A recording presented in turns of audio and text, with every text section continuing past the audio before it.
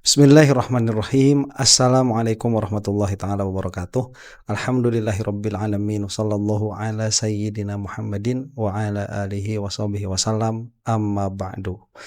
Berjumpa lagi di channel yang berusaha untuk berpikir secara terstruktur ya, secara konsisten, dan mudah-mudahan ya tidak mudah lupa atas fakta-fakta yang terungkap dalam masalah apapun, terutama dalam permasalahan yang sedang kita gandrungi di sini, yaitu permasalahannya ijazah palsu Jokowi yang ramai sekali ya.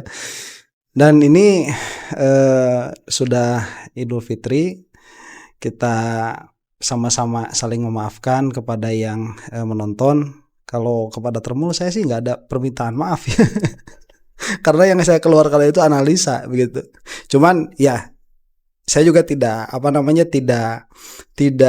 menutup mata. Ada mungkin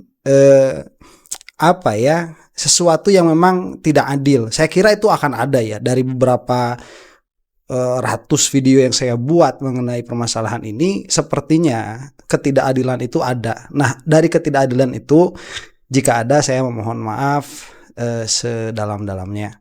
Tapi semua analisa yang keluar itu tidak ada permintaan maafnya. Tapi yang lebih daripada itu, saya meminta maaf. Dan kepada yang menonton juga saya meminta maaf karena sudah mengambil waktunya, kemudian mengambil perhatiannya. Mudah-mudahan sedikit banyak ada pelajaran yang bisa diambil.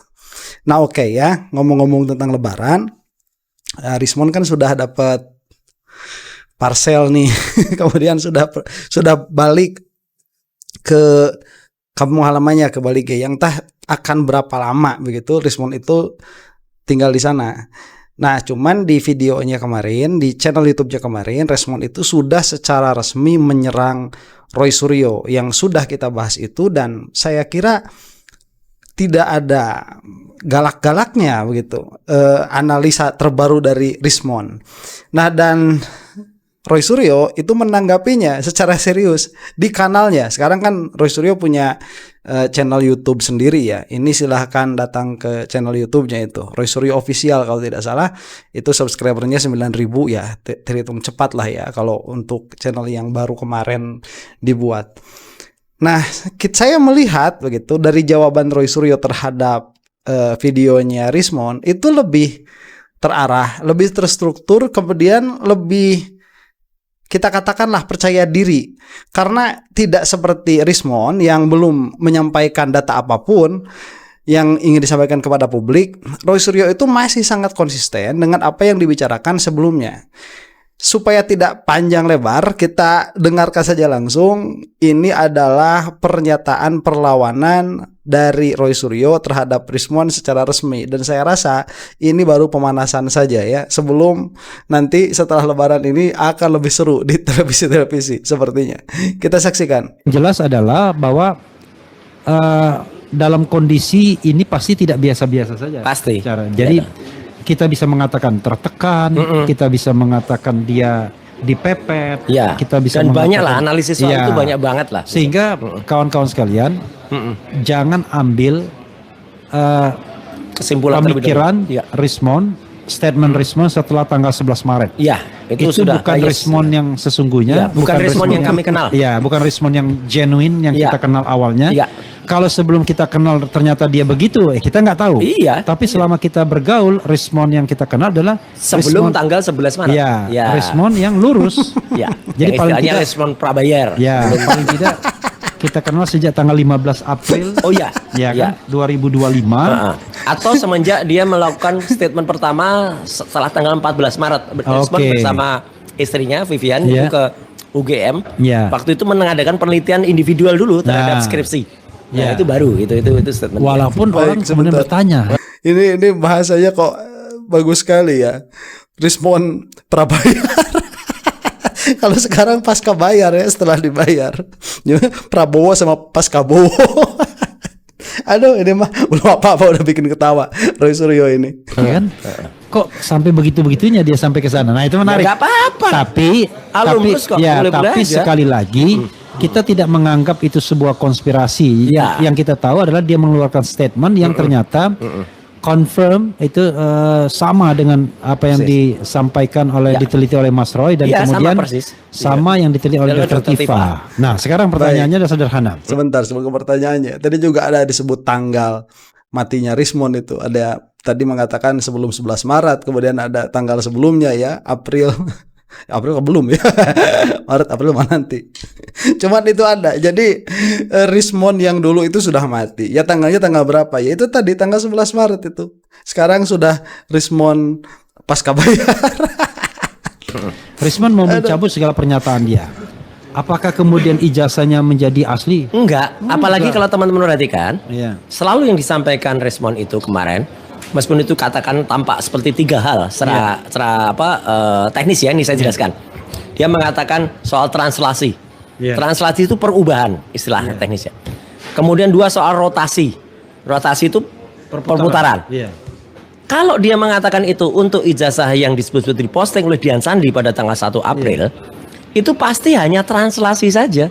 Karena translasi itu perubahan dari gambar yang bentuknya miring kayak trapesium itu, kemudian dibenarkan atau dikoreksi, translasi itu dikoreksi, dan yang mengkoreksi pun itu orang yang nggak proper, namanya Andi Aswan.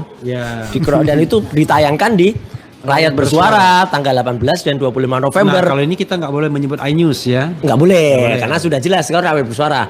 Dan saksikan Rakyat Bersuara 2 hari lagi. Saya sama Mas Roy ada di situ ya. Ada di situ. Rame nanti itu pasti. Sayang Rismond nggak ada, ya kan? Tapi lagi diupayakan. Tapi perwakilan Rismond ada. Semoga ada. Sekarang nggak lucu lah. Perwakilan Rismond sekarang kan lawyer Jokowi. Jadi artinya baik, ini gaya Rismond sekarang ya udah ada perwakilan, dan 2 hari lagi itu mungkin besok malam ya, karena ini dibikinnya kemarin nih sebelum video saya ini dibuat. Nah, ini yang saya bilang bakal seru. Ini baru pemanasan. Gini, saya kembali ke situ. Bang Rismond mengatakan 3 hal ya, translasi, rotasi, dan pencahayaan, lighting. Itu terus terang sama sekali tidak akan mengubah secara signifikan yang tadinya ijazah itu palsu menjadi asli. Itu pun hanya bisa kemudian menyampaikan atau mengkoreksi, misalnya dia mengatakan tadinya nggak kelihatan watermark, kelihatan watermark. Tadinya nggak kelihatan emboss, jadi emboss. Dan satu lagi, mohon maaf, saya nggak tahu ini terburu-buru atau dia mungkin kurang kontrol. Waktu di depan Istana Wapres, Rismond itu mengatakan juga emboss ada di kiri bawah pojok. Salah. Embossnya itu ada di tanda tangan rektor ya Pak Teguh Yakob, bukan di pojok kiri bawah, mon. Dan itu hal bukan di pojok kiri bawah, mon. Ini menunjukkan kedekatannya. Mereka itu pasti dekat sekali lah. 2 tahun, 700 hari Rismond itu jadi singa sebelum jadi kelinci yang digigit sama serigala begitu. Sekarang sebagaimana Pak Azmi katakan kemarin ya. Dan ya kalau sudah jadi termul, ketelitian jadi tidak ada. Konsistensi di dalam berpikir juga jadi tidak ada. Ya begitulah. Sebenarnya dia juga membantah soal lintasan karena kurang korek. Padahal itu dia yakin sekali. Sekali. Cuma yang dia tidak bantah adalah fotonya. Jadi fotonya tetap nggak berubah. Jadi dan foto itu tetap diakui oleh misalnya Pak Ugroseno. Yang mengatakan itu bukan fotonya Jokowi. Kemudian topi merah. Bukan foto Jokowi. Dr. Tifa, bahkan Dr. Tifa menggunakan matematika Bayesian. Sudah jelas itu. Itu 92,3% itu tidak mirip. Persis. Bukan Jokowi. Kalau sudah 90% itu absolut angkanya hampir. Oke, sebentar ya. Ini betul. Ini kalau beberapa waktu yang lalu ya sempat lewat di gambar video saya itu ada orang Jepang itu yang mirip sama Jokowi. Coba ini judul videonya apa begitu ya? Tolong tuliskan di bawah kolom komentar itu. Yang dia itu penyanyi kalau tidak salah. Justru lebih mirip orang Jepang itu sama Jokowi yang presiden daripada foto yang ada di ijazahnya Jokowi itu.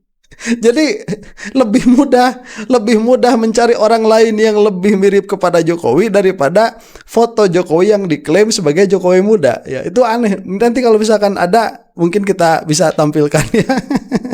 Mas Roy juga. Betul, saya tuh juga memastikan ada dengan face recognizer itu tidak match dengan Jokowi. 33% matchingnya dengan Jokowi. Jadi jauh banget. Dan gini Mas, itu hanya merupakan satu bagian kecil dari apa yang kita temukan banyak sekali itu dalam buku Jokowi White Paper. Misalnya apa? Misalnya adalah soal KKN. desa KKN di Ketoyan, nilai sarjana muda, ya kemudian skripsi, registrasi. Jadi kalau kita ingat film pengkhianatan G30 SPKI, kita ingat kata Bung Karno. Ini hanya bagian kecil dari riak kecil dalam revolusi. Ini hanya bagian butir yang kecil gitu loh. Itu jadi tidak mengubah apapun. Jadi kalau hanya dikatakan 3 unsur itu, ya kemudian soal rotasi, ya kemudian translasi dan juga hanya pencahayaan, ya tetap nggak akan mengubah kesimpulan yang ada dalam buku Jokowi White Paper. Ya justru kalau misalnya sebentar, betul itu tidak akan mengubah apapun karena faktanya itu dia sudah lebih besar daripada penelitian Rismon sekarang. Fakta yang keluar di dalam persidangan, fakta yang keluar di luar persidangan, fakta yang keluar di media, fakta yang keluar di media sosial, kemudian opini-opini juga yang lebih kita percaya daripada para termul itu sudah lebih besar daripada hanya penelitian Rismon sekalipun. Dan kalaupun misalkan ini kalau misalkan saja, kalaupun memang misalkan Roy Suryo pun sampai mencabut pernyataannya di dalam buku Jokowi's White Paper, itu tidak akan bisa menarik kesimpulan yang sudah semerawut seperti ini. Jadi kalaupun memang misalkan ini ijazah Jokowi asli, kalaupun memang demikian, itu sangat jauh sekali kemungkinannya salahnya Jokowi sendiri membiarkan ini sampai berlarut-larut begitu. Jadi permasalahannya nanti ada 2. 1, keaslian atau keabsahan ijazah Jokowi itu sendiri. Yang kedua, mengambil kepercayaan masyarakat atau meyakinkan masyarakat atas keaslian ijazah Jokowi.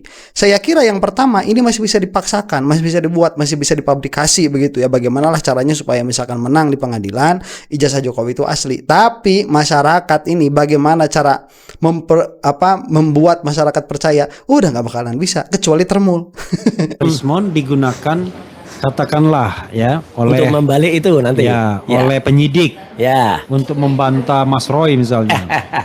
Untuk membantah Dr. Tifa misalnya. Justru dia sudah kehilangan kredibilitas. Pasti kasihan saya malah. Iya. Ini persis pertanyaannya aja siapa yang percaya? Iya, persis nasihatnya Dr. Taufik kan? Iya. Iya kan, kalau dia melakukan itu, dia harus mencabut statement yang dilakukan di Pengadilan Negeri Surakarta. Bukan statement, keterangan di bawah sumpah. Sebagai ahli di Pengadilan Negeri Surakarta pada tanggal 18 Februari. Artinya di situ ya kan? Dia kemudian harus menghadapi konsekuensi sumpah palsu. Iya. Itulah. Jadi kalau dia misalnya mencabut semua keterangan dia dan membuat sebuah statement yang baru, maka akan dibenturkan dengan citizen lawsuit. Ya. Kalau ternyata dia bantah di citizen lawsuit itu, ya berarti dia memberikan keterangan palsu alias sumpah palsu dan itu tindak pidana. Baik, nah itu yang juga sering diulang-ulang oleh orang-orang yang memang memahami hukum dan mengeluarkan itu bagaimana adanya. Jadi memang Rismon itu terjepit. Dari sisi Jokowi, ya termul melaporkan Yamaguchi yang meskipun mereka itu tidak punya legal standing. Dari pihak Jokowi sendiri memang masih sebagai tersangka sampai sekarang belum dicabut. Dari segi orang-orang yang ada di katakanlah anti Jokowi begitu ya, ini pun bisa memperkarakan. Dan itu bukan masalah bisa memperkarakan. Faktanya apabila Rismon sekarang itu mengambil semua atau menarik semua kesimpulannya dengan cara apapun begitu ya, pada akhirnya sumpah yang dilakukan di sidang CLS itu akhirnya menjadi sumpah palsu. Nah ini fakta-fakta yang dikeluarkan, kasihan pada akhir Rismon itu.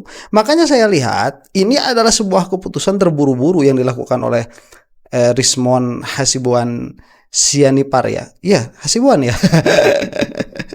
Itu Rismon Sianipar lah. Ini adalah keputusan yang terburu-buru saya rasa. Jadi pikirannya sedang kacau Rismon ini, kasihan. Dan seharusnya penyidik melihat atas adanya kemungkinan Rismon ini di bawah tekanan, sehingga nanti masuk polisi itu untuk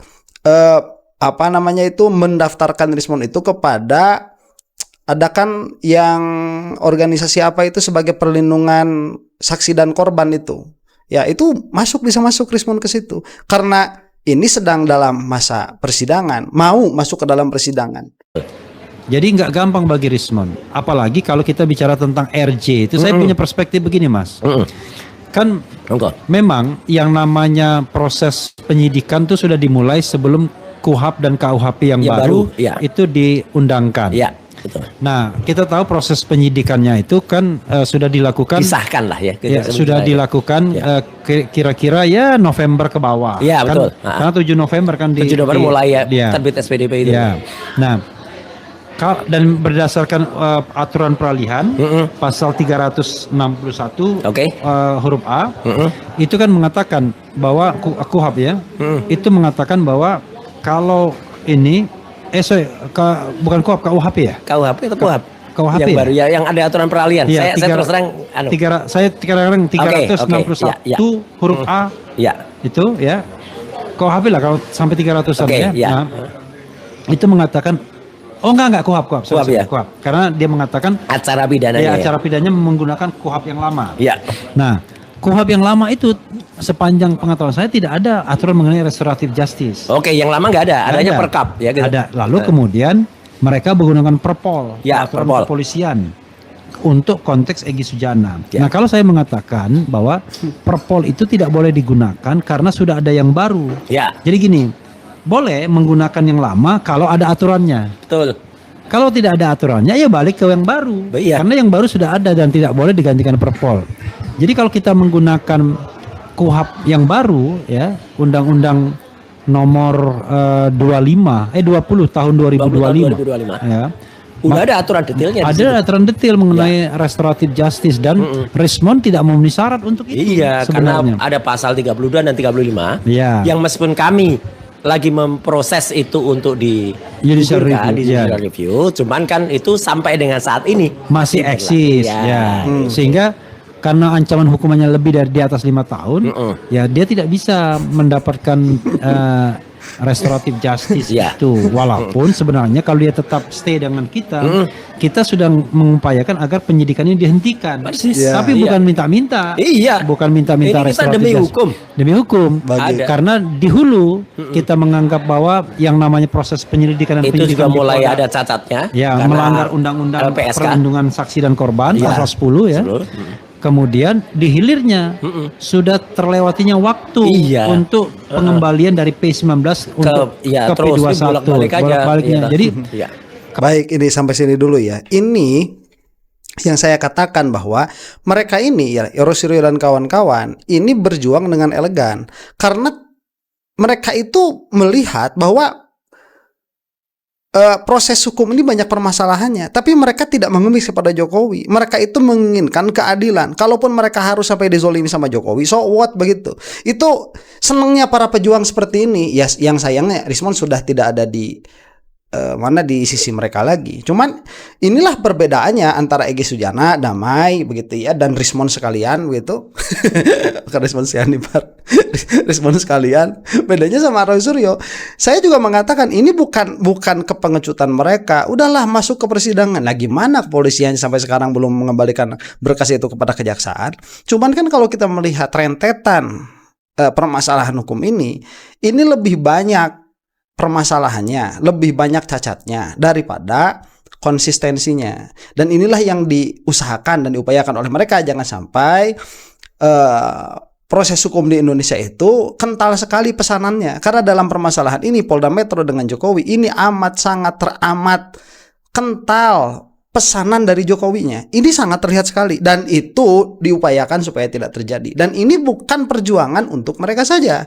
Makanya mereka itu kalau misalkan mau perjuangan untuk mereka saja, ya sudah tinggal gampang kan, tinggal datang ke Jokowi seperti Egy Sujana atau misalkan menarik perkataan seperti Rismond. Selesai. Kalau memang yang dipikirkan itu adalah diri mereka saja. Tapi ini tidak. Yang dipikirkan bukan diri mereka saja. Mereka itu menginginkan sekalian mafia hukum ini terungkap, terbongkar ke permukaan. Bahwa mereka itu betul-betul mafia hukum. Dan kita sedang menyaksikan itu di hadapan mata kita saat ini begitu. Dan ini yang sedang mereka perjuangkan. Dan ini layak untuk mendapatkan perhatian kita dan untuk mendapatkan dukungan kita. Karena bisa jadi besok lusa bukan hanya Rosiryo dan kawan-kawan yang dikriminalisasi apabila permasalahan ini tetap dibiarkan. Kalau sudah terlampaunya waktu itu jelas-jelas melanggar KUHP yang lama, aturan yang lama. Nah, aturan lama itu mengatakan hanya waktu 14 hari saja. Ini udah lebih dari 14 hari untuk mengembalikan kembali. Nah, udah karena lewat, itu kasus ini harusnya dihentikan. persis. Ya, tentu penghentiannya dengan SP3 pasti. Iya. Ya. Tapi sekali lagi kami tidak minta itu kami ya. men-challenge, mengkritik bahwa ini sudah melanggar hukum. Iya. Pertanyaannya, bagaimana dengan ijazah Jokowi?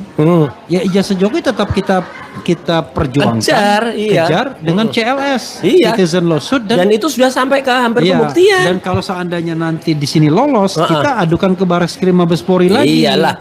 Gitu. Hari Selasa itu, besok itu ada sikap dari keputusan dari hakim untuk akan menerapkan yang namanya sumpah pemutus. Ya, decision atau enggak itu sumpah pemutus. Kalau memang enggak berani tapi dalam konteks perdata ya. Perdata. Tapi intinya adalah kalau memang kita mau menginvestigasi kasus ijazah palsu ini, maka dua pora itu yang harus kita tunggu, Citizen Lawsuit dan kemudian dibukanya kembali di Barreskrim Mabes Polri atau laporan baru. Begitu sobat sekalian. Ya baik, kalau bagus itu ya laporan baru dari seluruh kabupaten yang ada di Indonesia, itu akan sangat bagus sekali ya.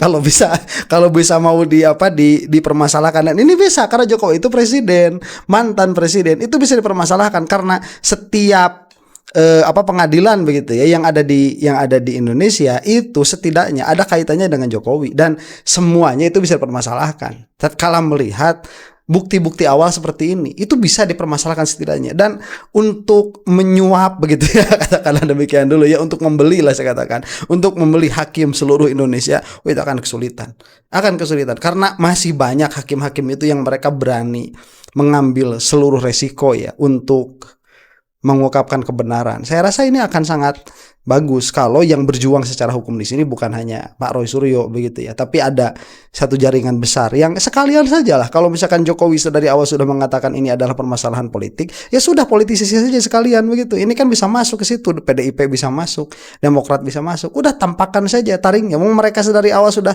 mempolitisasi permasalahan ini kok. Ya tinggal masuk aja permasalahan politik sekalian. Ini bakal tambah rame. Ada pertanyaan nggak? Ada pertanyaan yang mungkin mau disampaikan atau tertarik untuk ditanyakan? Ya, selain yang tadi, ada nggak? Ya. Terkait temuan teknis dan Rupin, apakah perubahan sikap Rismon ini akan mempengaruhi argumen? Ya itu tadi kan sudah kita sama sekali tidak ya. Kami tetap 99,9% meyakini palsu, dan itu tidak akan mengubah 0,01% pun ya apapun sikap kami. Dan tadi itu kan sudah kami sampaikan. Apa yang disampaikan berulang-ulang itu soal translasi, rotasi, kemudian pencahayaan, apalagi maaf ya, kemudian respon bicara soal focal length ya, itu istilah fotografi. Focal length itu adalah panjang dari kamera, ya, artinya panjang dari lensa.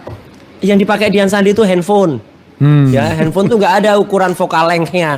Ya, kalau ada tuh hanya fixed length-nya dia, yaitu berapa mili, itu setara dengan lensa kamera 135 mm. Dan itu nggak signifikan.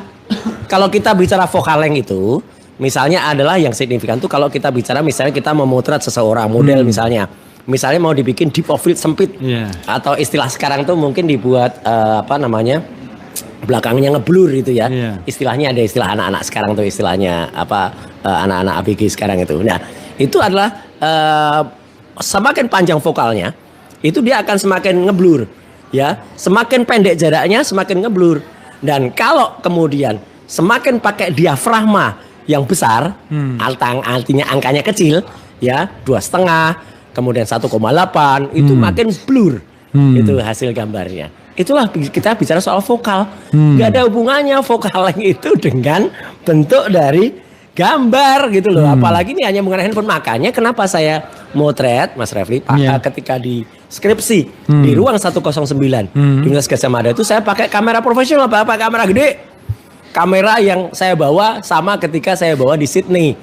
Ya, kamera profesional itu DSLR, digital single lens reflex. Yang itu jelas betul, dan dia hasilnya pun dalam format RAW, bukan format JPEG, Joint Photographic Expert Group. Mereknya nggak usah disebutkan, nggak usah Canon gitu itu nggak perlu. Jangan. Karena itu nanti orang bilang agamanya apa, Canon atau Nikon, nah gitu.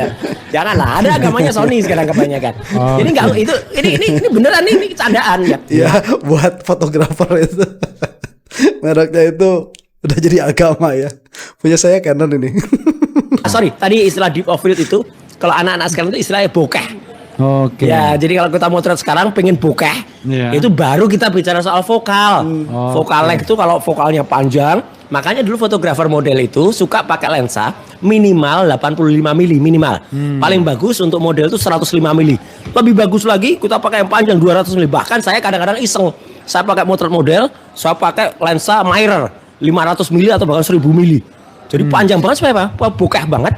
Kemudian diafragma ini kita atur sebesar mungkin, ya 4 atau 5,6 kalau lensanya panjang. Jaraknya sedikit. Jadi itu benar-benar bisa bokeh. Itu loh ya. Jadi nggak ada hubungannya soal focal length itu dengan apa hasil gambar yang kemudian nampak emboss, kemudian nampak watermark gitu ya. Jadi oke lah, nggak usah nyebrang cuma ke fotografi lah ya.